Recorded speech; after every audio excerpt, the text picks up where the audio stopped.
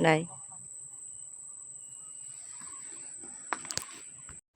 Assalamualaikum warahmatullahi wabarakatuh. Waalaikumsalam warahmatullahi wabarakatuh. Puji dan syukur marilah sama-sama kita panjatkan kepada Allah Subhanahu wa taala yang mana pada siang hari ini kita masih diberi kesempatan kesehatan untuk datang ke sekolah yang kita cintai ini.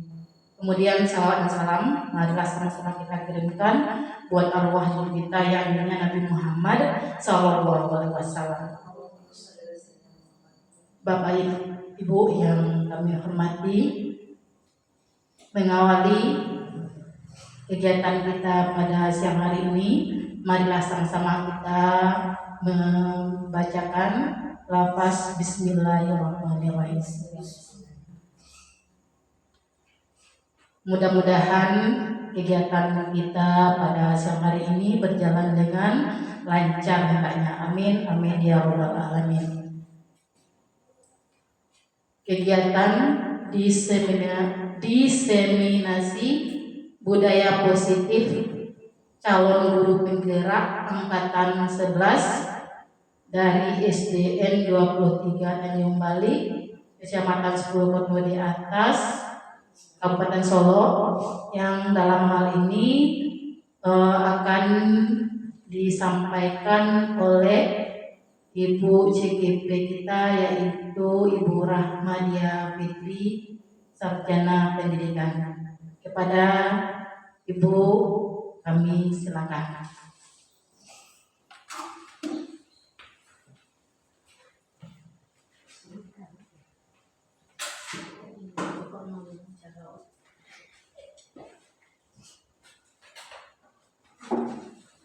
Bismillahirrahmanirrahim. Assalamualaikum warahmatullahi wabarakatuh.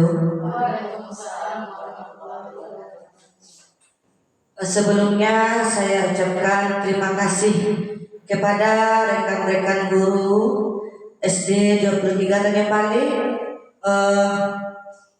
yang untuk hal ini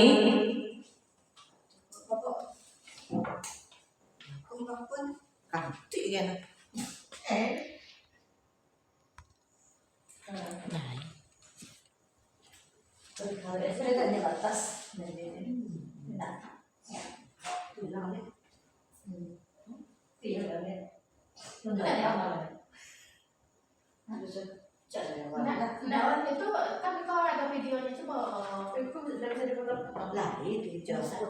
Dan seperti itu. Yang Bu Amal tadi itu belum ada.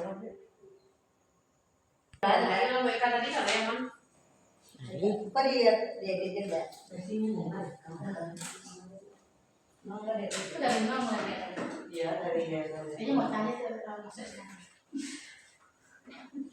Bismillahirrahmanirrahim. Assalamualaikum warahmatullahi wabarakatuh.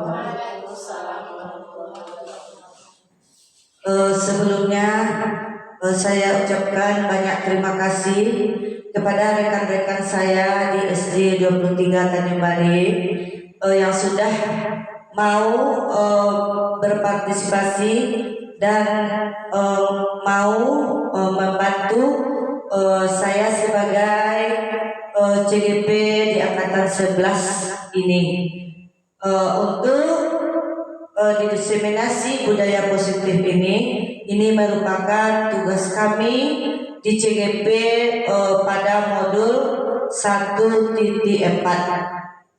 Nah, sekali lagi saya ucapkan banyak terima kasih untuk partisipasi teman-teman rekan-rekan di sini yang telah bersedia untuk membantu kegiatan pada hari ini. Wassalawat beriring salam, puji dan syukur marilah kita ucapkan kehadiran Allah Subhanahu wa taala yang telah melimpahkan rahmat dan hidayahnya kepada kita bersama, sehingga kita telah dapat berkumpul di sekolah yang kita cintai ini, terutamanya untuk hari ini untuk membuat video diseminasi budaya positif untuk calon guru penggerak di angkatan 11. Selawat beriring salam tidak lupa pula kita hadiahkan kepada Nabi junjungan kita, yakni Nabi besar Muhammad Sallallahu Alaihi Wasallam, yang mana beliau telah membawa umatnya dari zaman kejahilan kepada zaman yang berpendidikan seperti yang sama-sama kita rasakan pada saat sekarang ini. Untuk kesempatan kali ini saya akan mencoba sedikit memaparkan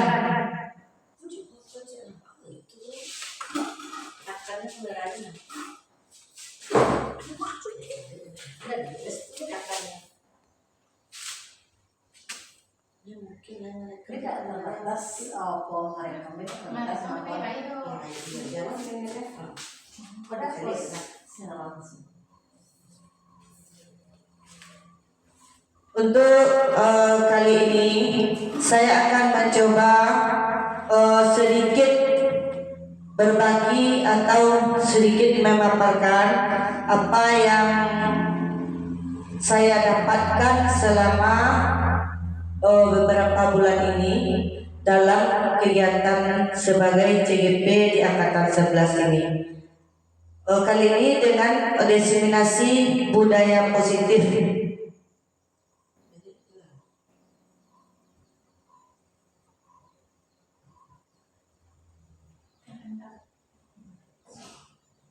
Nah, untuk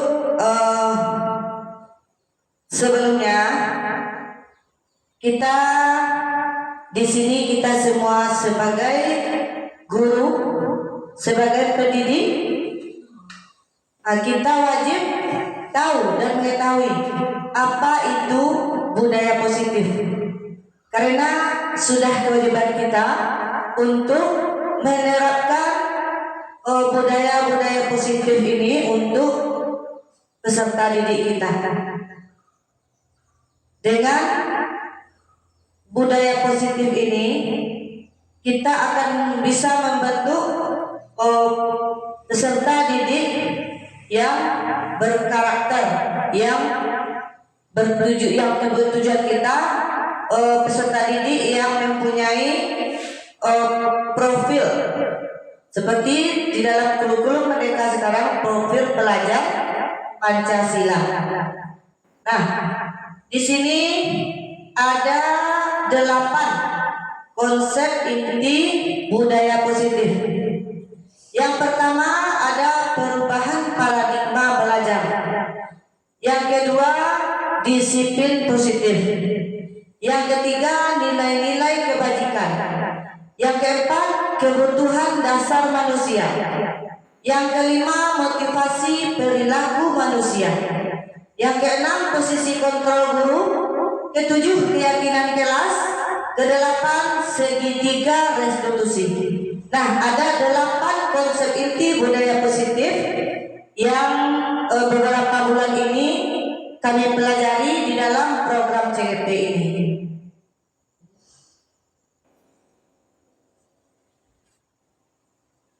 Pembelajaran dengan paradigma baru.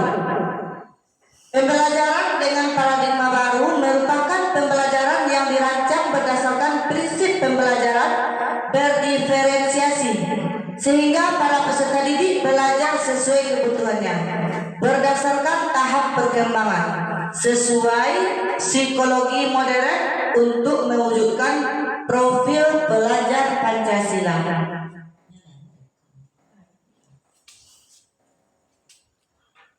Nah, profil pelajar Pancasila ini sendiri kita semua sudah mengetahuinya.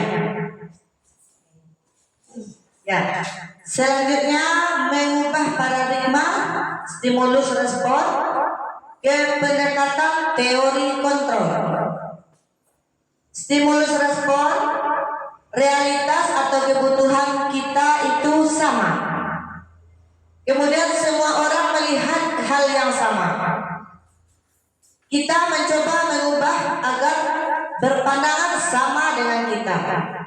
Perilaku buruk dilihat sebagai satu kesalahan.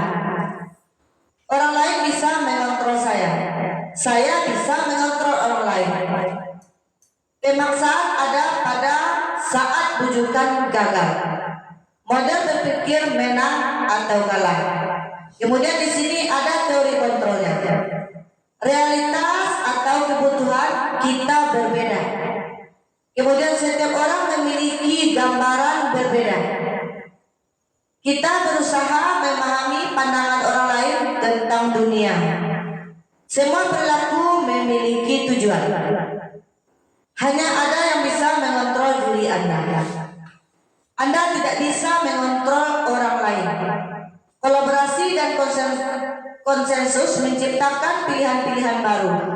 Model berpikir menang.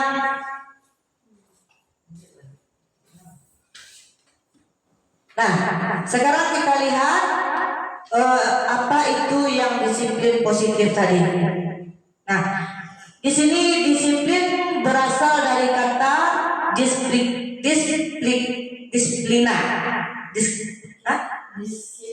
Di sini disiplin berasal dari kata disiplina, yang artinya belajar. Nah, disiplin mengacu pada disiplin diri yang memiliki tanggung jawab terhadap apa yang dilakukan berdasarkan nilai-nilai yang diyakini. Di sini kita gabung menjadi disiplin positif. Nah, merupakan salah satu cara penerapan disiplin yang bertujuan untuk menumbuhkan kesadaran serta memberdayakan peserta didik tanpa imbalan, penghargaan atau reward, ancaman atau hukuman. Nah, sebagai pendidik, tujuan kita adalah menciptakan peserta didik yang memiliki disiplin, sehingga mereka berperilaku mengacu kepada nilai-nilai kebajikan universal dan memiliki motivasi intrinsik dalam perubahan ke arah yang lebih baik. Kemudian kita lanjut nilai-nilai kebajikan. Nilai yang disepakati bersama lepas dari suku bangsa, agama maupun latar belakangnya. Nah, kita lihat contoh nilai kebajikan institusi atau organisasi. Profil pelajar Pancasila beriman dan bertakwa kepada Tuhan Yang Maha Esa, berakhlak mulia, berkebinekaan global, gotong royong mandiri, kreatif dan bernalar kritis. Kita lanjut Ibo Primaria, program PYP.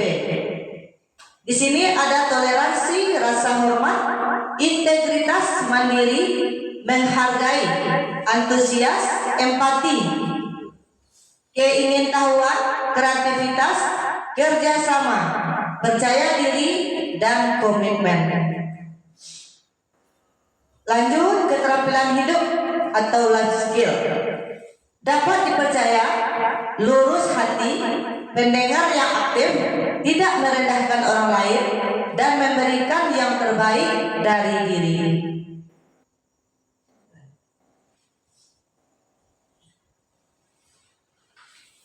Nah, kita lihat selanjutnya di sini ada kebutuhan dasar manusia. Kita sebagai manusia mempunyai kebutuhan. Kebutuhan kita setiap manusia itu pasti berbeda.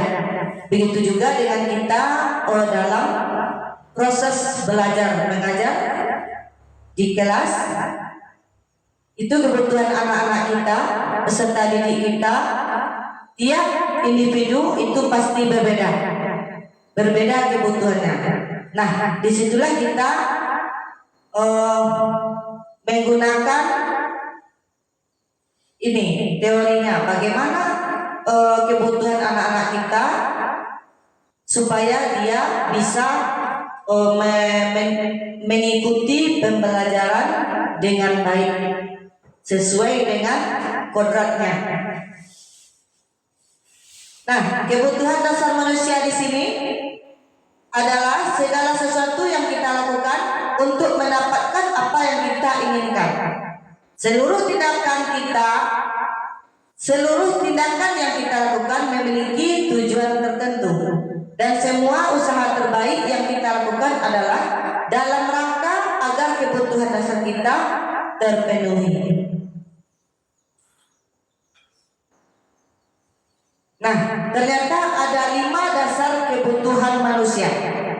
Yang pertama, kebutuhan bertahan hidup.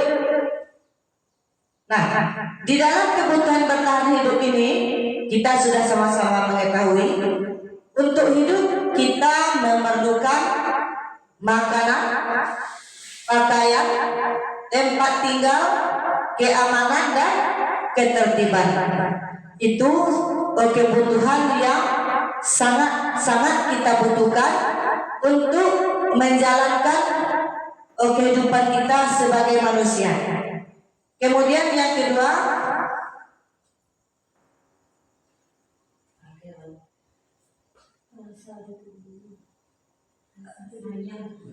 rasa sayang dan rasa diterima.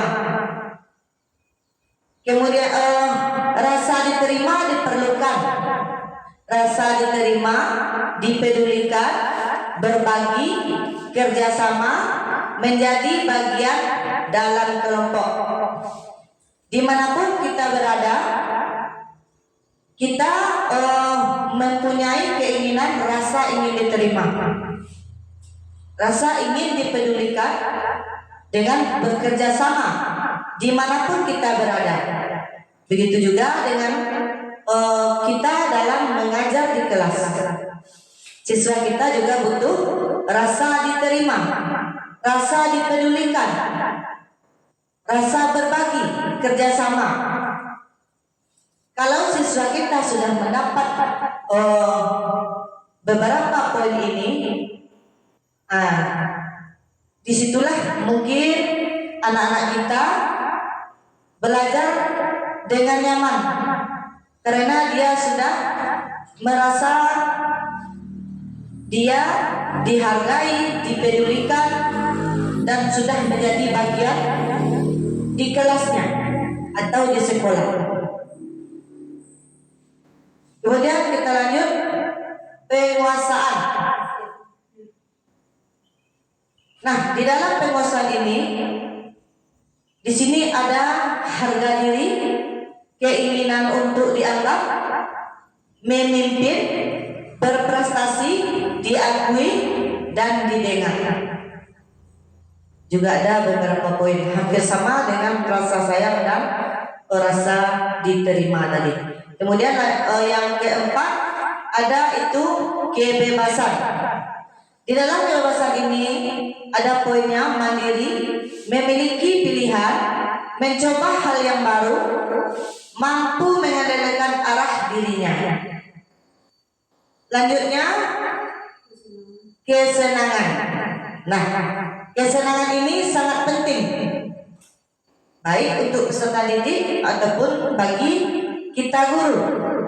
Nah, di sini ada poinnya: bermain, humor, antusiasme, dan tertawa.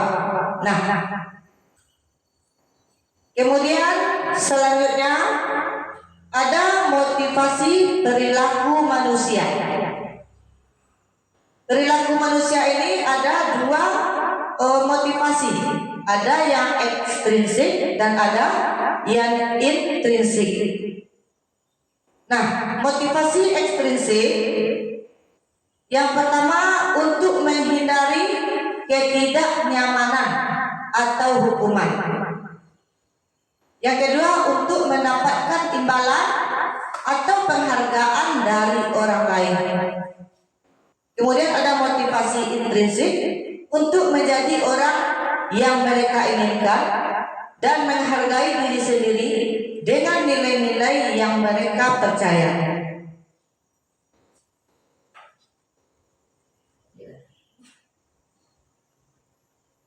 Nah, di sini kita lihat ada poin-poinnya. Yang pertama ada hukuman. Tidak terencana atau tiba-tiba. Murid tidak tahu apa yang terjadi atau tidak dilibatkan. Yang ketiga bersifat satu arah. Yang keempat berupa hukuman psikis. Poin yang kedua ada restitusi. Dalam restitusi ada proses menciptakan kondisi bagi murid untuk memperbaiki kesalahan. Yang kedua, proses kolaboratif yang mengajarkan murid untuk mencari solusi sendiri. Konsekuensi di sini ada poinnya: terencana, disepakati sesuai peraturan, murid tetap dibuat tidak nyaman. Yang ketiga, sikap guru selalu memonitor murid.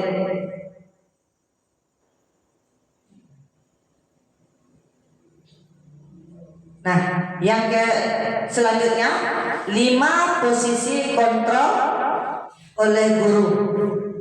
Yang pertama, kita sebagai guru ada penghukum, sebagai penghukum. Kemudian yang kedua ada pembuat rasa bersalah. Yang ketiga ada sebagai teman. Yang keempat ada sebagai pemantau. Yang kelima sebagai manajer.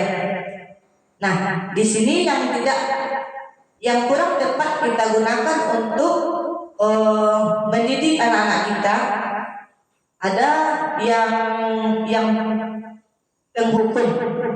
Kalau penghukum ini kita langsung menghukum anak-anak kita. Contohnya apabila dia terlambat, kita langsung marah tanpa bertanya dulu. Kemudian dengan kita memarahi anak kita tadi, otomatis mental atau konsentrasinya untuk belajar hari itu jelas-jelas sudah terganggu karena dia sudah kena marah. Kemudian di sini yang baiknya kita lakukan ini adalah kita sebagai guru, kita sebagai teman. Nah, di sini kalau kita menganggap murid kita sebagai teman, jadi mereka belajar, pasti mereka merasa nyaman. Apapun keluhan, apapun yang mereka rasakan di dalam proses pembelajaran, mereka tidak akan takut. Jadi ada 2 penghukuman tidak boleh kita lakukan. Kemudian lebih baik kita kepada murid itu kita jadikan dia sebagai teman. Nah, selanjutnya contoh penerapan 5 posisi kontrol guru. Kasus siswa tidak merawat kebersihan diri. Nah, di sini ada contohnya. Kasus siswa tidak merawat kebersihan diri. Nah, kita sebagai penghukum ambil sampah di halaman. Nah, kemudian pembuat rasa bersalah. Ibu atau bapak sudah memberitahu kamu, tapi kamu selalu saja mengecewakan bapak dan ibu dan bapak. Sebagai teman, ayo dong ikuti peraturan sekolah. Tolong bantu ibu bapak ya sekali ini. Ya sudah, tidak apa-apa.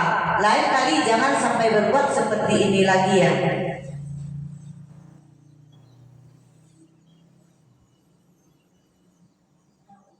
Kemudian lanjut sebagai pemantau. Ini kata kita, kamu sudah melanggar peraturan sekolah. Kamu tahu konsekuensinya. Setelah ini potong bukumu dan jangan diulang lagi. Sebagai manajer, apakah kamu tahu kesalahanmu? Kira-kira bagaimana kamu memperbaiki kesalahanmu?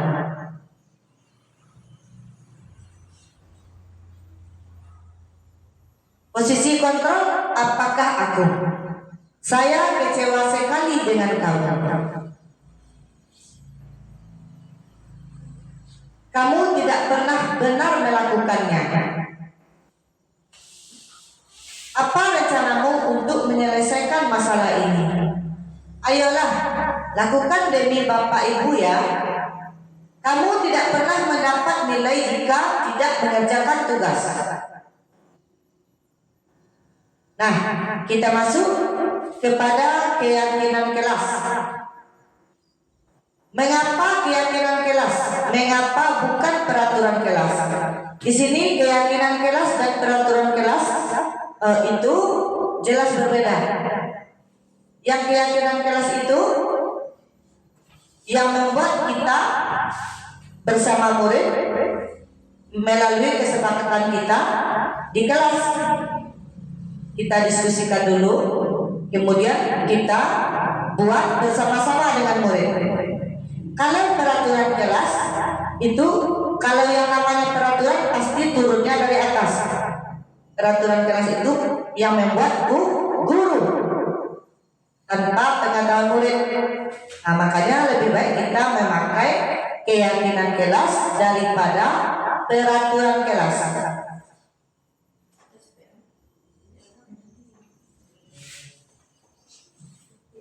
Kita lihat pembentukan keyakinan kelas. Untuk pembentukan keyakinan kelas itu pertama bersifat abstrak.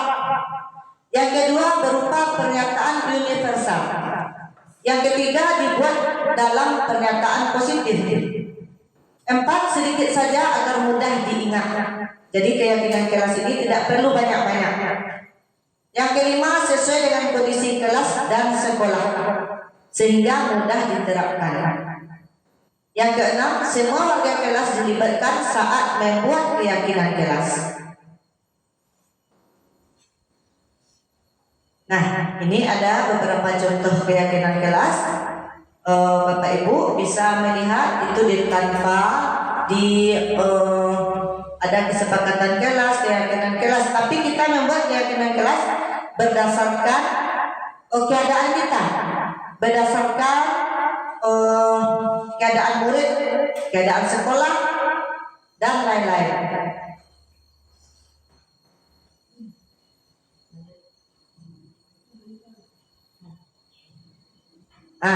Kita masuk lagi untuk segitiga restitusi.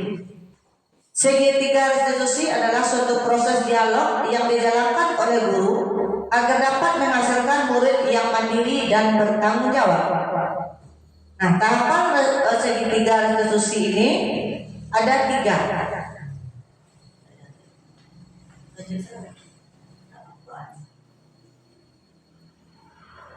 menstabilkan identitas. Nah, berdasarkan prinsip membuat kesalahan adalah bagian dari proses pembelajaran. Berbuat salah itu wajar. Tidak ada manusia yang sempurna. Ibu bapak juga melakukan itu. Ibu bapak tidak mau mencari siapa yang salah, tapi ibu bapak ingin mencari solusi dari permasalahan ini. Kamu berhak merasa begitu.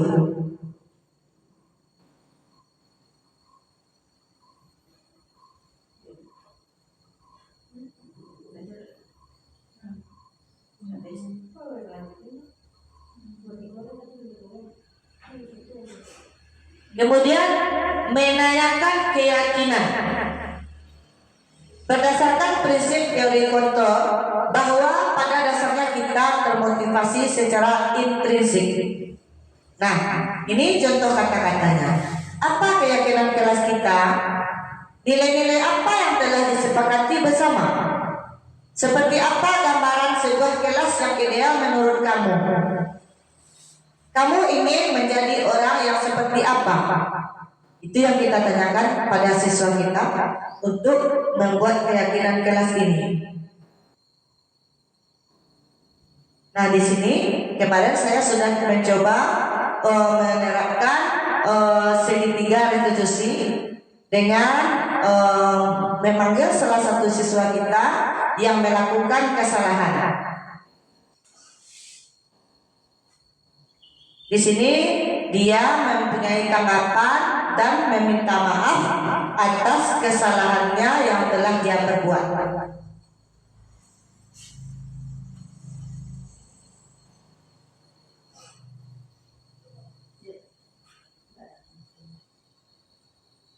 Nah, sampai di sini ini kita sudah sampai kepada penutup.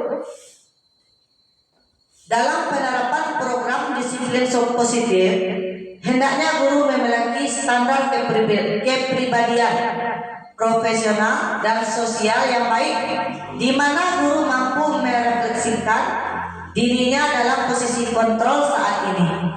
Bagaimana perjalanan dirinya sebagai among atau manajer yang menuntut murid-muridnya menjadi insan yang mandiri, merdeka, dan bertanggung jawab.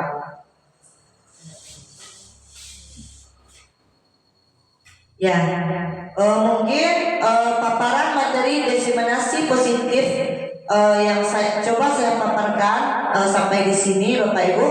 Mudah-mudahan dengan sedikit ilmu tadi kita bisa menerapkan bersama-sama disiplin positif ini di sekolah kita. Karena disiplin positif ini adalah hal yang sangat-sangat penting untuk kita mengajar anak-anak kita. Ya, banyak maaf untuk penyampaian saya tadi, dan saya ucapkan banyak terima kasih kepada Bapak Ibu. Assalamualaikum warahmatullahi wabarakatuh.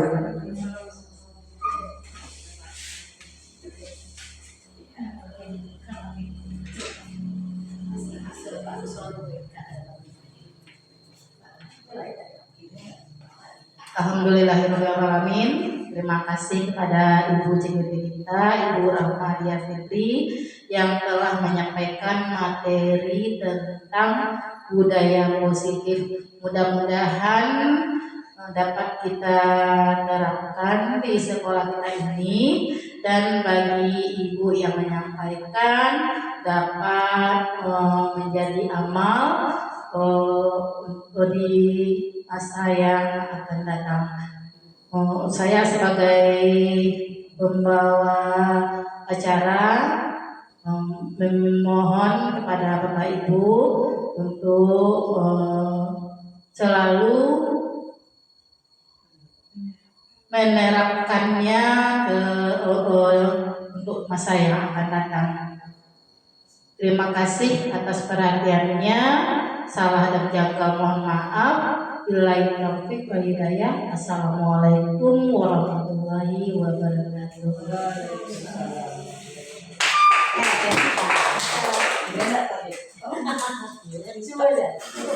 Lain mereka muka.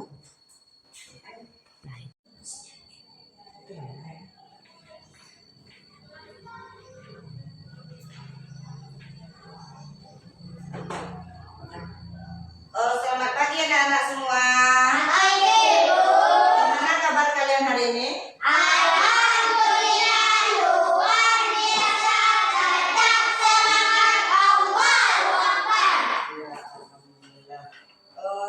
Coba dulu tepuk fokus.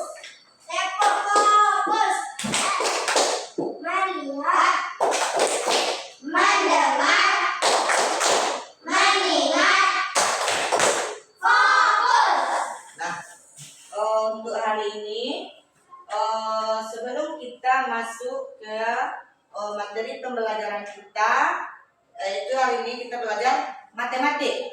Ya. Sebelumnya kita membuat kesepakatan kelas kita dulu. Nah, kesepakatan kelas ini kita buat, kita yang membuat, nanti yang melaksanakan dan mengikuti kesepakatan yang kita buat adalah kita sendiri. Nah, kita yang membuat, kita yang menjalankan yang kesepakatan atau peraturan yang ada di dalam kelas kita ini. Nah, jadi apa yang kita buat sebelum belajar? Kita buat dulu kesepakatan kelas berapa? Kelas 5.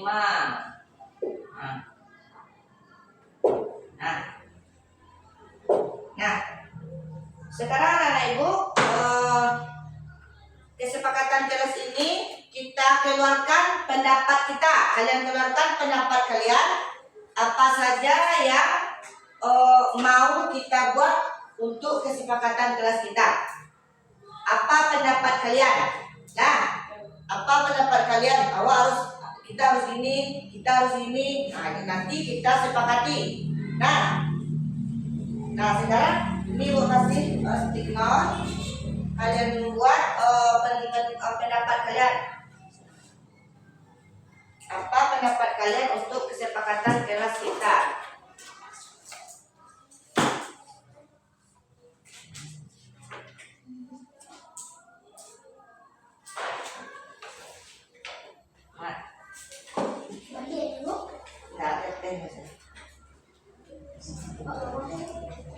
Di atas boleh, tulis nama, di bawah boleh. Nah, apa pendapat kalian? Yang ingin kita sepakati dalam kelas ini, itu yang kalian buat.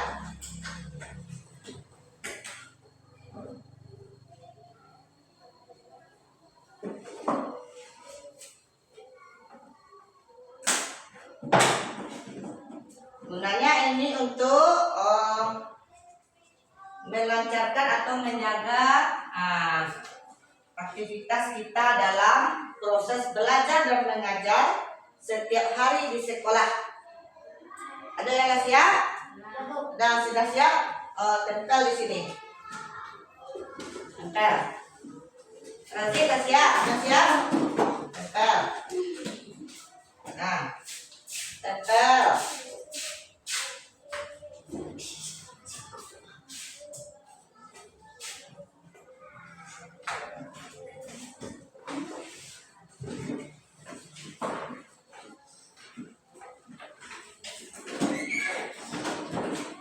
Siapa lagi?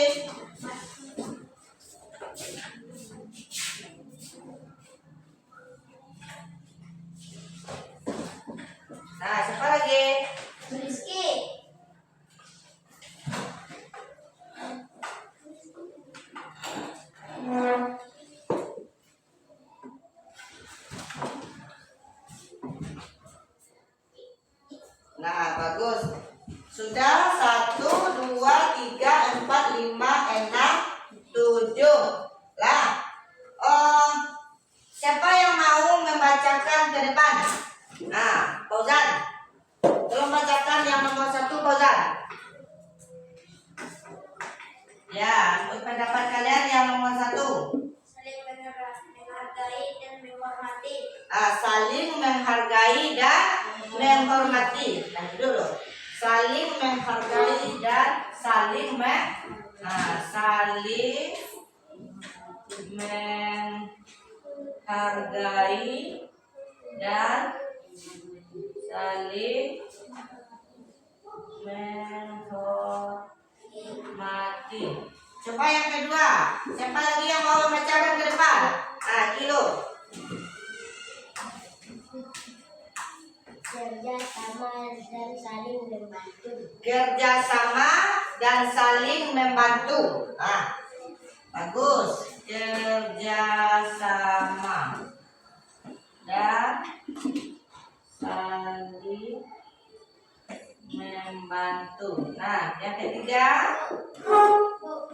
Ya, Kazik.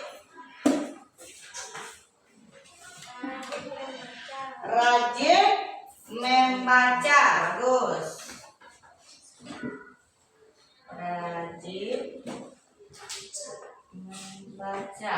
Lanjut yang keempat. Siapa lagi yang mau ke depan membaca? Menjaga kebersihan. Menjaga kebersihan. Ya, terima kasih. Duduk. 5. Siapa lagi yang belum? Mikel. Yang nomor 5.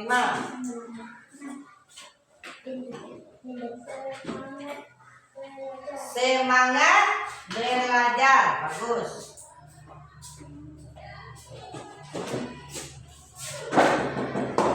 Enak. Siapa lagi? Rahmat.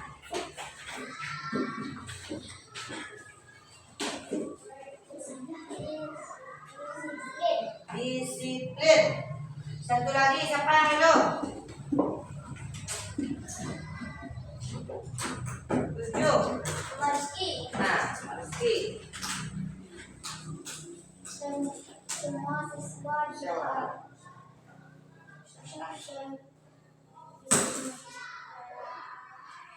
Musyawarah.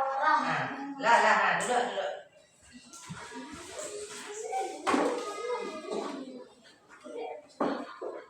Nah, dari 7 orang kalian sudah membuat pendapat kalian masing-masing. Di sini ada saling menghargai dan saling menghormati. Bisa kira-kira kita laksanakan saling menghargai dan saling menghormati? Bisa. Pokoknya di dalam kelas kalian harus saling menghargai, saling menghormati. Apa itu yang saling menghargai dan saling menghormati? Tidak boleh membuli teman, menyakiti hati teman, mencemooh teman. Itu yang saling menghargai dan saling menghormati. Nah, kalau kita menghormati teman, otomatis teman juga akan menghormati kita. Nah, tuh. Bisa kita ambil ini? Berarti bisa ya. Bisa kalian menghargai teman atau menghormati teman? Bisa. Nah, bisa. Jadi ini kita ambil. Kemudian yang kedua, kerjasama dan saling membantu.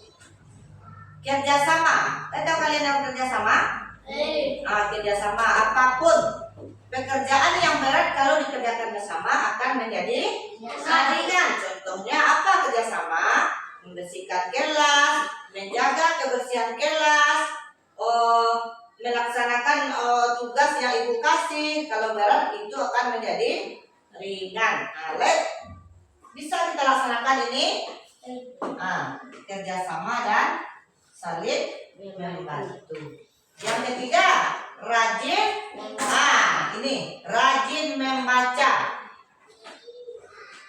Ini memang harus kita rajin membaca. Kalau tidak membaca, kita belajar di mana? Kita harus menerapkan rajin membaca ini. Dan engkau menjawab soal, kita tidak membaca. Nah, budayakan rajin membaca. Ya, kita ambil ini. Kemudian keempat, menjaga kebersihan. Nah, ini yang paling penting. Kita menjaga kebersihan.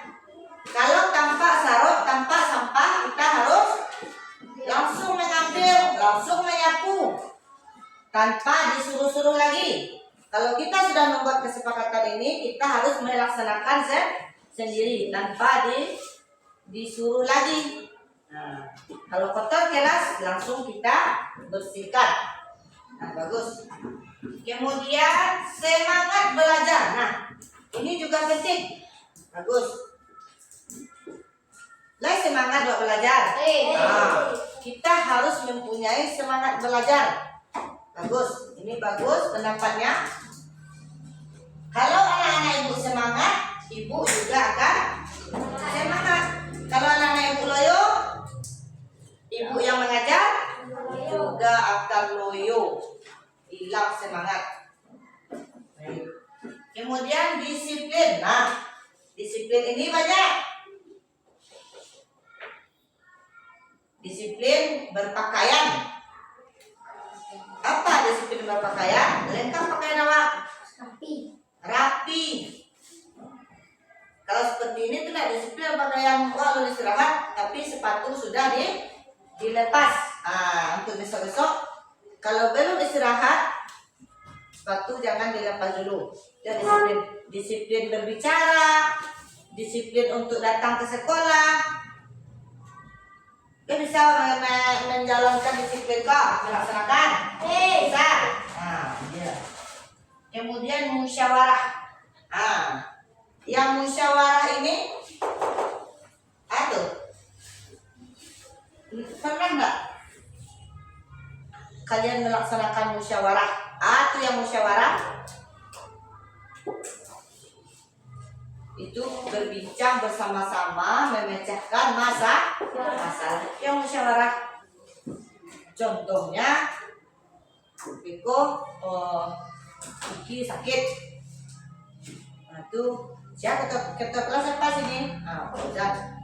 Dipanggil semua anak kelas 5, duduklah bersama. Kemudian bagaimana teman-teman, apakah kita mau menengok Iki? Itu pendapat kalian kan? Itu musyawarah. Kalau kita melihat Iki, tidak mungkin kita membawa tangan kosong, ya kan? Itu musyawarah, atau kita beriur seribu surah. Nanti kita bawakan Iki susu atau mie, ya kan? Itu yang namanya musyawarah. Nah, ada 7 kesepakatan kelas yang menurut pendapat kalian. Nah, jadi ke-7 ini bisa kira-kira kalian jalankan? Bisa. Nah, kita buat kesimpulannya di sini. Kesepakatan kelas 5. Setelah kesepakatan kita ibu setujui atau kita bersama menetapkannya, kalian harus melaksanakan atau mematuhi.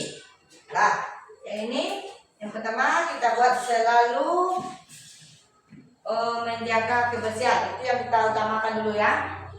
Selalu menjaga kebersihan kelas. Yang kedua, kerjasama. Selalu kerjasama dan saling membantu. Yang ketiga, apa lagi? Saling menghargai ya. Saling menghargai dan menghormati. Nah, apa lagi?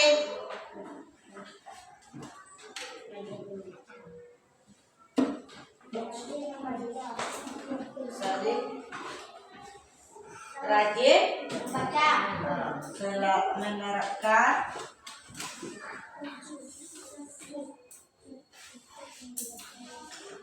selalu rajin membaca. Apa lagi? Meningkatkan disiplin. Nah, meningkatkan disiplin. Apa lagi? Musyawarah.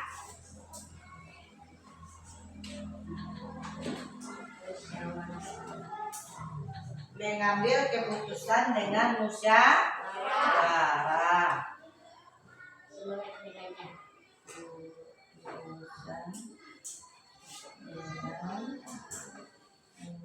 Musyawarah. Yang terakhir, selalu semangat belajar. Nah, ada 7 kesepakatan kelas yang kita buat. Coba sekarang kita baca bersama-sama. Baca. Kesepakatan kelas 5. 1. Selalu menjaga kebersihan kelas. 2. Selalu kerjasama dan saling membantu. 3. Saling menghargai dan menghormati. 4. Menerapkan selalu rajin membaca. 5. Meningkatkan disiplin. 6. Mengambil keputusan dengan musyawarah. 7. Selalu semangat belajar. Nah, ada 7 kesepakatan kelas kita yang kita buat hari ini. Nah, yang 7 ini kalian harus selalu mentaatinya, harus mengikuti kesepakatan yang membuatnya kita bersama. Nah, kita yang membuat, kita yang mematuhi. Nah, ada 7 kesepakatan kelas kita. Oke, untuk kesepakatan kelas kita setujui nanti ibu print, ibu taruh di dinding. Nah, mudah-mudahan kita semua dapat mematuhi kesepakatan kelas kita ini. Oke, terima kasih.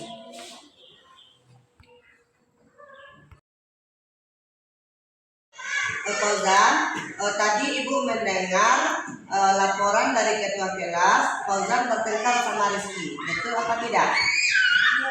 Kenapa Fauzan bertengkar sama Rizky? Karena Rizky menuntut jelas-jelas. Oh begitu, pantesan Fauzan marah sama Rizky. Kalau ibu tidak ada di posisi Fauzan, ibu juga akan melakukan hal yang sama. Lalu apa yang Fauzan lakukan terhadap Rizky tadi? Saya memukul mejanya, Bu. Oh, memukul mejanya. Fauzan berbuat seperti itu pasti ada alasannya. Iya. Kenapa? Karena saya sudah lelah membuat soalnya, Bu. Oh iya, wajar Fauzan marah pada Rizky karena Rizky telah mencontek pekerjaan Fauzan. Nah, ibu sangat menghargai tindakan Fauzan tadi yang tidak berbuat hal yang lebih buruk lagi kepada Rizky. Nah, sekarang coba Fauzan pikirkan tindakan Fauzan sampai marah dan memukul meja, apakah itu sesuai dengan keyakinan kita? Tidak. Menurut Fauzan keyakinan yang sudah dilanggar apa?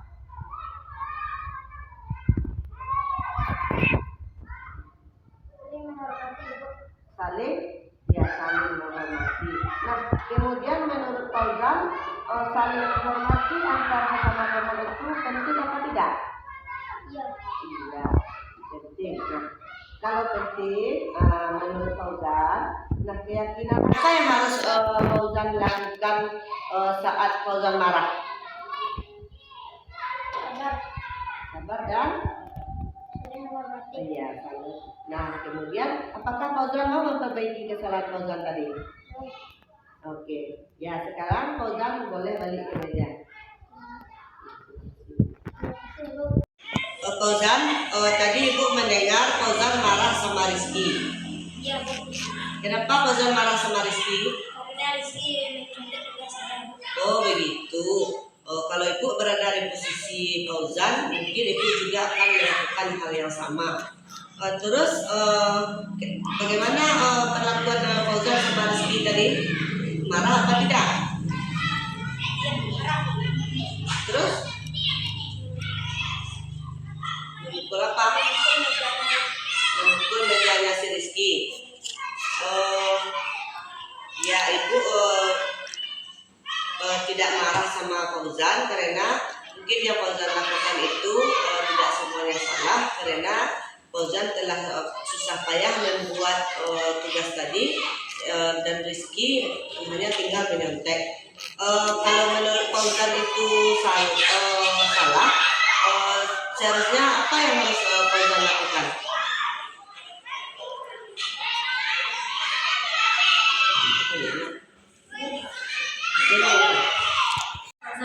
Saya murid kelas 5. Saya senang berdiskusi dengan Ibu Guru untuk mengendalikan amarah karena perilaku teman saya. Saya harus selalu sabar dan menghormati teman. Apabila saya bersalah, saya akan meminta maaf pada teman saya. Asraf, tadi Ibu mendengar dari guru piket kalau Asraf sering datang terlambat ke sekolah. Iya, Bu. Menurut ingatan Asraf, sudah berapa kali Asraf terlambat datang ke sekolah? Sudah 5 kali, Bu. Sering terlambat, itu suatu kesalahan apa tidak? Iya, Bu. Baiklah, Asraf berbuat kesalahan itu sudah manusiawi. Yang penting Asraf belajar dari kesalahan dan berusaha untuk memperbaikinya ya. Apakah Asraf setuju? Setuju, Bu. Nah, Asraf kita cari solusinya bersama.